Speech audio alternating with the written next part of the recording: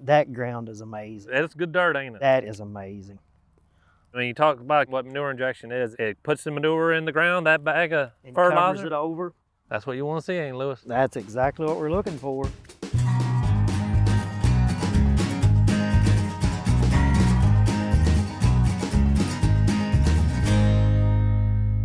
The Lancaster Conservation District sees manure injection as one more option for some farmers. It has really been a positive experience. To us, it was a no-brainer. Please, Lewis, sign us up.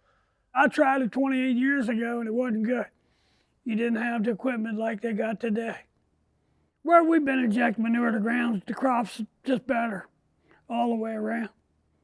Even the people you rent the farms from, they want you to do it. Specifically, one farm that we haven't seen the best yields out of was like a huge turnaround for it once we started injecting. I bought this equipment and John's like, I hope that works out well. I value John's opinion. I'm like, man, is he gonna accept this? We gave it a try. We're really happy with it, and we've been with it now ever since. We're going strictly by what we're seeing as yields in the fields versus fields that are surface applied. We'll see an immediate response at harvest within the same calendar year. Most of our customers that tried injection have stuck with it.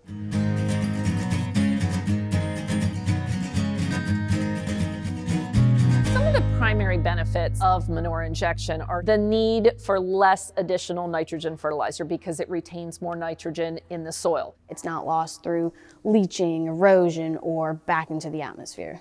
Ground that we do manure injection on has a greater residual nitrogen from year to year. Over the next 2 to 3 years, I think we're going to see that purchased commercial nitrogen will slow down. Commercial fertilizer prices have skyrocketed. We save lots of money. Yeah, when we got the bill for springtime hauling, I said, you know, this ain't much more than a buggy load of fertilizer. That was good.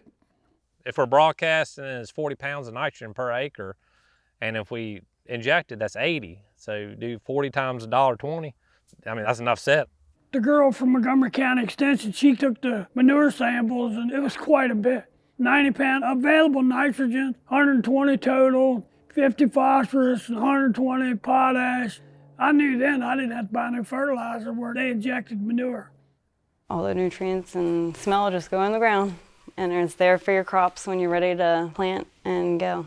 If you're smelling it, you're losing it. Yep, I agree. That's a good one. Did I mention odor reduction is another huge benefit of manure injection?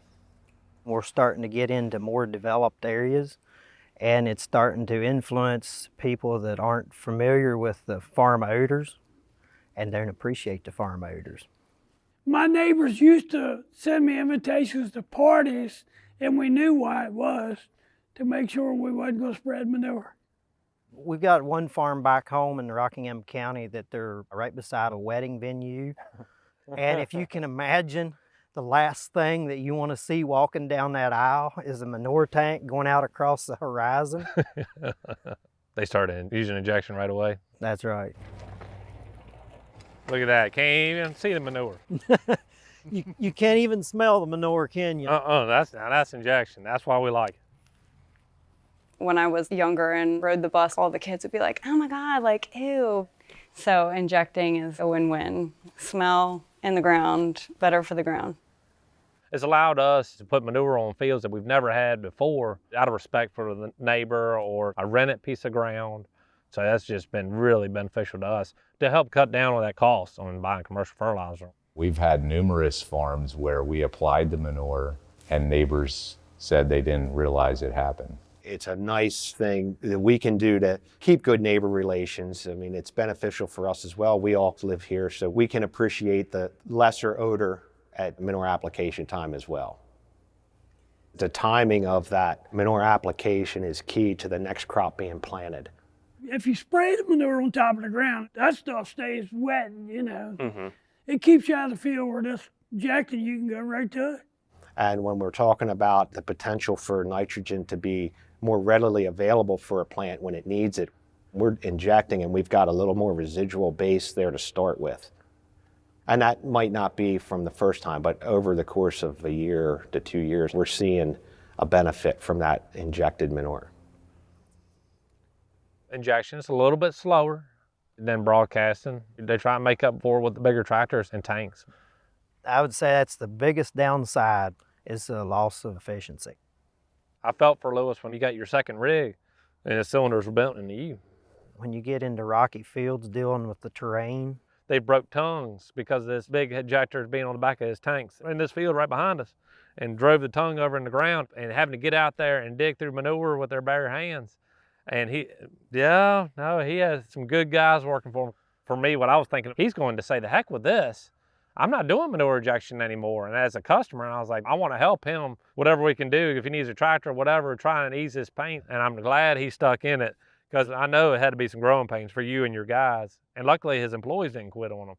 that was a bad day. It was a brand new machine. So we had to go back to the design and figure out a new, heavier hitch. We overcome that one. But anyway, thanks to guys like Eric, we're still here and we're grinning. I'm real proud of the manure injection. What makes me proud is that we can grow better yields and our nutrients are going in the ground. They're not being wasted. And we're sold on it. Every way you look, it's in the ground. The neighbors like you. The crops like it. Yeah, we like it. There you go, bud.